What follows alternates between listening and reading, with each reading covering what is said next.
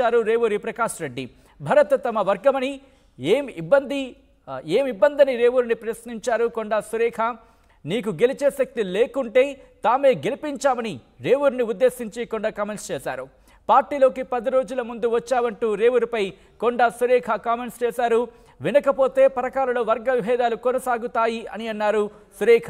ఇంతకీ ఆ ఆడియోలో ఎటువంటి అంశాలు ప్రస్తావనకు వచ్చాయి, ముఖ్యంగా ఆ లీక్ అయిన ఆడియోలో ఎటువంటి డిస్కషన్ జరిగింది ఇప్పుడు చూద్దాం. హలో ఏం లేదన్న, భరత్ తోటి మీకు ఏమైనా ప్రాబ్లమ్ అన్నారు? భరత్ తోటి నాకు ప్రాబ్లం ఏం ప్రాబ్లం అన్నా? ఇక నేను పర్సనల్ గా మాట్లాడతాను, ఫోన్ లో పర్సనల్ గా కాదన్న. ఇప్పుడు ఆయన మా ఆధ్వర్యంలో జాయిన్ అయ్యిండు, నేను ఒక మినిస్టర్ని. ఆయన జాయిన్ అయిన కోపం కాదు అసలు, యాటిట్యూడ్ నాకు నచ్చగానే. యాటిట్యూడ్ అంటే ఇన్ని సంవత్సరాల నుంచి మాకు పని చేస్తా ఉన్నాడు కదన్న, లేని యాటిట్యూడ్ ఇప్పుడు కొత్తగా ఇప్పుడు మీరు జాయిన్ చేసుకున్నారు, నేను ఇప్పుడు ఏం మాట్లాడతాను చెప్పు. అంత ముందు నాతో ఒక మాట, మీరు ఈ మాట అని ఉంటే నేను డెఫినెట్ గా మీ దగ్గరికి వచ్చి. ఇప్పుడు నన్ను మేయర్ ని జాయిన్ చేసుకున్నారు కాదన్న, నా దగ్గర మేయర్ ని జాయిన్ చేసుకున్నారు. మేయర్ జాయిన్ అయిన విషయం నాకు తెలియదు కదా. ఇప్పుడు ఆమె మీకు సంబంధం కాదు, నా కాన్స్టిట్యున్సీ ముచ్చడి చెప్తానా? నాకు తెలియకుండా మేయర్ ని జాయిన్ చేసుకున్నారు. ఇప్పుడు నా ఎంబడి నేను తిప్పుకుంటలేనా? కాంగ్రెస్ పార్టీ కోసమే కదా ఆయన తిరిగేది, వేరే దేనికోసమో కాదు కదా. ఈరోజు రాజ్ కుమార్ని తెలుసుకొని రాజ్ కుమార్ని లీడర్ని చేస్తా, భరత్ ఎవరు, భరత్ కొండమురళి వర్గము అని అంటే, ఇప్పుడు వర్గాలు పెట్టాలంటే మొత్తం పరకాల నియోజకవర్గం అంతా వర్గాలు చేద్దామంటే చేద్దామన్నా, మాకేం ప్రాబ్లం లేదు. మీరు వర్గాలు అనేటువంటి మాట మాట్లాడడం కరెక్ట్ కాదు. ఒక్కటి ఎప్పుడు కూడా నేను ఎక్కడ కించపరిచి మాట్లాడలేదు అన్నా, నేను ఎప్పుడు కించపరిచి మాట్లాడలేదు అన్నా. నిన్న కూడా మాట్లాడుతూ నేను కొండమురళి గారి పేరు తీసుకొని ఇంకా సహకరించాలని ప్రతి ఒక్కరి పేరు తీసుకొని పర్లేదు. మిమ్మల్ని గెలిపించింది కాబట్టి మీరు తీసుకోవాల్సిందే, తీసుకోకపోతే మీకే పరువు పోతుంది, మీకే ఇబ్బంది అవుతుంది, అది మాకు తెలుసు. ఇప్పుడు భరత్ అనేవాడు, భరత్ కాదన్నా, కాదు ఇది ఇక్కడితో తెగాలన్నా. ఎందుకు అనంటే మీరు ఒకరిని విడిగా చేసి మా వెంబడి ఉంటాను అనేటువంటి మాట చేసి ఇప్పుడు 30 ఏళ్ళ నుంచి ఉన్నటువంటి అభిమానాన్ని అయితే చంపుకోలేరు కదన్న వాళ్ళు. ఇప్పుడు మీకు పని చేయకపోతే మీరు అడగాలి, మీకు పని చేయ అన్న. సౌజన్యతో సహా వ్యతిరేకించారు వాళ్ళు. సౌజన్య సొక్కవా అన్న? సౌజన్యం అన్న సొక్కవా? సౌజన్యను ఎంపీపీ చేసింది మేము, ఎంపీపీ కావాల్సింది భరత్. అయినా కూడా ఇచ్చిన మాట కష్టపడరు. ఆవిడను ఎవరు దేకరన్న, కొండమురళి పేరుతోటే ఆమె దేకుతాండ్రు. ఆమె ఇప్పుడు మేము ఉంటే అవిశ్వాసం పెట్టి ఆమెను దింపేటోళ్ళం. అవసరం అయితే ఇప్పటికి కూడా మేము దింపడానికి వెనకాడం. అట్లాంటివి చేస్తే మాత్రం మొహమాటం లేకుండా చెప్తాను అన్న. ఆమె ఎవరన్నా అసలు సౌజన్యాన్ని, ఆమె ఎవరన్నా జనానికి ఎవరు పరిచయం చేసిండ్రు సౌజన్యాన్ని? ఎవరిని? అవసరం లేదన్నా మాకు. ఇప్పుడు మీతో కూర్చొని డిస్కస్ చేయాల్సిన అవసరం లేదు మాకు. ఈ భరత్ అనేటోన్ని అవమానపరచడము అంటే మమ్మల్ని అవమానపరచడము. మేము తీసుకున్న క్యాండిడేట్ను మీరు యాక్సెప్ట్ చేస్తలేరు అంటే మమ్మల్ని అవమానపరచడము. మిమ్మల్ని అవమానపరుస్తాము, మీరు తీసుకున్న క్యాండిడేట్లు మాకు అవసరం లేదు అని మీరు సాఫ్ సీదా చెప్పండి. కాదన్నా, ఆయన పర్మిషన్ కోసం పెడితే ఆయన మీద కేసు ఎట్లా పెడతారన్న? మీటింగ్ కోసం పర్మిషన్ కు పెడితే ఆయన మీద కేసు ఎట్లా పెడతారు? ఎట్లా కనీసము మీరు కూడా ఒక కాన్స్టిట్యున్సీకి మంత్రిగా ఉన్నారు, ఎమ్మెల్యేగా ఉన్నారు. అవును. ఏ విధంగా వితౌట్ నోటీస్ తోటి అప్లికేషన్ ఎవరైనా అంటే మిమ్మల్ని పిలవకుండా పెడతాడు అన్న? ఒకవేళ పెడితే రేవూరి ప్రకాష్ తెలియకపోతే మిమ్మల్ని పిలవకపోతే మీరు కేసు పెట్టాలి. మిమ్మల్ని సస్పెన్షన్ ఎత్తేసారా? సస్పెన్షన్ ఎత్తేసారా? ఎవరిది సస్పెన్షన్ కూడా ఎత్తేయలేదు, ఆయన పేరు సస్పెన్షన్ ఉన్నది. ఎక్కడ లేదు.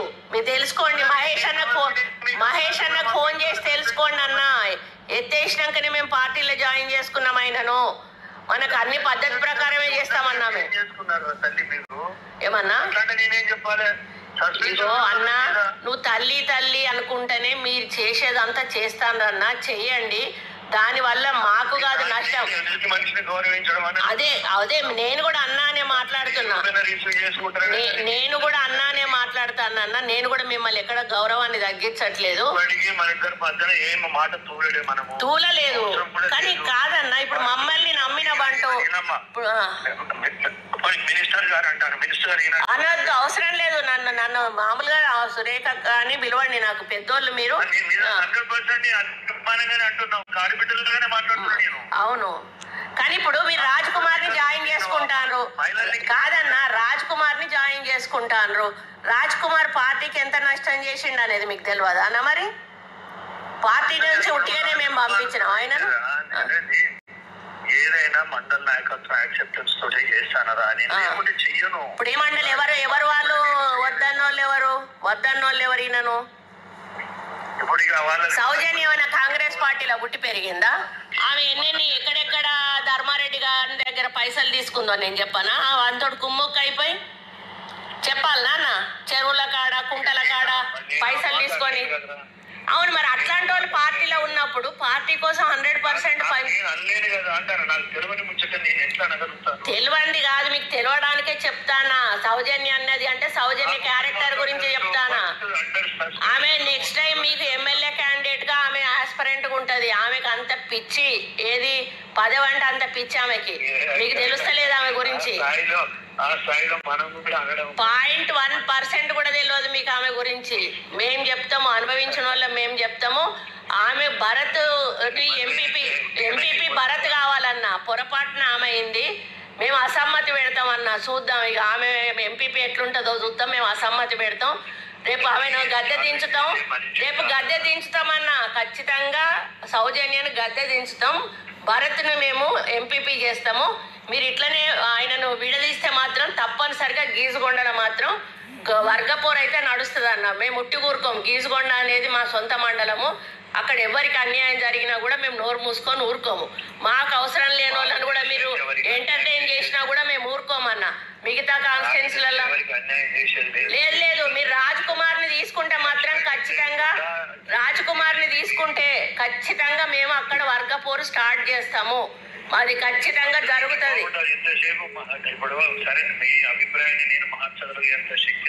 ఎందుకు లేదన్నా? మీరు వద్దనుకుంటే ఇప్పుడు రాజ్ కుమార్ ని డ్రాప్ చేయొచ్చు, తీసుకోవాలనుకుంటే భరత్ని దగ్గరికి తీసుకోవచ్చు.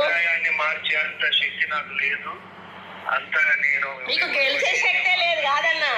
గెలిచే శక్తే లేనప్పుడు గెలిపించినాం కదన్నా. ఇప్పుడు ఈ శక్తి మీకు ఉన్నది కదా. రాజ్ కుమార్ వద్దని భరత్ను దగ్గరికి తీసుకునే శక్తి మీకు ఉన్నది కదా. దేవుడు ప్రకాష్ రెడ్డి అంటోడు 10 రోజుల ముందు వచ్చిండు. 100%, 1000%.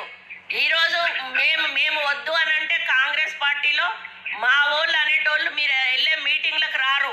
ఇప్పటికీ కూడా నేను చెప్తా ఉన్నా, అది ప్రతి మండలంలో ప్రతి గ్రామంలో మీరు అనుకుంటారు, ఎమ్మెల్యేగా అనుకుంటారు. ధమ్కి కాదన్నా, మీరు భరత్ను వేరు చేయడం నచ్చదు. ధమ్కి కాదన్నా, ఉన్నమాట చెప్తున్నా. మీరు భరత్ను వేరు చేస్తే మాత్రం ఊరుకోమన్నా. భరత్ను వేరు చేస్తే ఊరుకోము. నేను చెప్పేది వినండి, ధమ్కి కాదు. మీకు వాస్తవాలు చెప్తా ఉన్నాము. ఇట్లా జరిగి అయ్యో బాబు, మీరు పెద్దోళ్ళు, మిమ్మల్ని ధమ్కి ఇచ్చేంత పెద్దదాన్ని నేను కాదు. జరగబోయే వాస్తవాల గురించి నేను చెప్తాను. భరత్ను పక్కకు పెట్టి రాజ్ కుమార్ ని తీసుకుంటే చేస్తా కంపల్సరీ. ఇప్పుడు మా మనుషులకు అవమానం జరిగినప్పుడు మేము నోరు మూసుకొని కూర్చోం కదన్నా. ఇప్పుడు 30 ఏళ్ల నుంచి వాళ్ళు మాకు ఊడిగం చేసిండ్రు. 30 ఏళ్ల నుంచి ఊడిగం చేసిండ్రు మాకు. ధమ్కి అన్నా, ఉన్నమాట చెప్తానా నేను. ఆ సౌజన్య అనేది ఎవతన్నా? అది రంగులు మార్చే ఊసరవెల్లి. అదొక ఊసరవెల్లి. వెంకట్రామరెడ్డి గారు ఒక ఊసరవెల్లి, సౌజన్య ఒక ఊసరవెల్లి. వాళ్ళని మీరు సంకర పెట్టుకొని తిరుగుతా ఉన్నారు. ఎవరైతే పార్టీకి నేను ధమ్కి కాదు, జరుగుతుంది. వాస్తవాలు చెప్తున్నా. మేం చూసినామన్నా. మేము ఇంకా పెద్ద రాజకీయాలు చూసినాం. మేము కేసులు పెట్టించుకున్నాం, జైల్లోకి పోయినాం. దయాకర్ రావు అటువంటి వాడికే మేము భయపడలేదు. మాకు అవసరం లేదన్న. ఎందుకు నాకు గౌరవమే అన్న. మీరు భరత్ను గౌరవిస్తే చాలు. నాకు ఇంకేం అవసరం. నేను అది కాదు, మీరు భరత్ గురించి చెప్పిన, భరత్ను తీసుకోకపోతే అది జరుగుతుంది అని చెప్పిన. భరత్ను ఎందుకు తీసుకుంటలేరు అని అడుగుతున్నా. రాజ్ కుమార్ని ఎందుకు తీసుకుంటున్నారు అని అడుగుతున్నా. అరే అది మా మండలం, సొంత మండలం, అది మా సొంత మండలంలో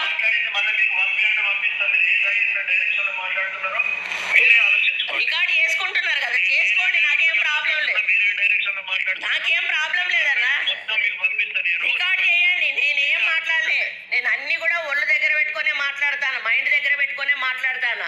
రాజ్ కుమార్ని ఎంటర్టైన్ చేయొద్దు, భరత్ను మీరు కలుపుకోండి, పార్టీకి అక్కడ మేలు జరుగుతుంది అని చెప్తున్నా నేను. భరత్ రాజ్ కుమార్ వల్ల పార్టీ నష్టపోయింది, అక్కడ భరత్ వల్ల పార్టీ పైకొచ్చింది, ఈమెతోటి మొత్తం అవినీతి జరిగింది. వెంకట్రామరెడ్డి గారు దొంగ, వెంకట్రామరెడ్డి గారు ధర్మారెడ్డి గారు తొత్తువాడు, వాడి దగ్గర పైసలు తీసుకొని బతుకుతాడు వీడు, వీడు దొంగ, వీనికి కూడా ఇచ్చిండ్రు ఇవాళ. మినిస్టర్ గారు ఒక్క సెకండ్ దయచేసి నా మాట్లాడండి. నేను ఫోన్ పెట్టేయడం అనేది నాకు సంస్కారం అనిపిస్తలేదు, బాగా అనిపిస్తలేదు. దయచేసి అర్థం చేసుకోండి. మీరు చెప్పిన నేను విన్నాను. మీరు ఏం చేయదలుచుకున్నా నేనేం అడ్డుపడటం కూడా కాదు, మీ ఇష్టం, మీరు ఏం చేసుకుంటారో చేసుకోండి.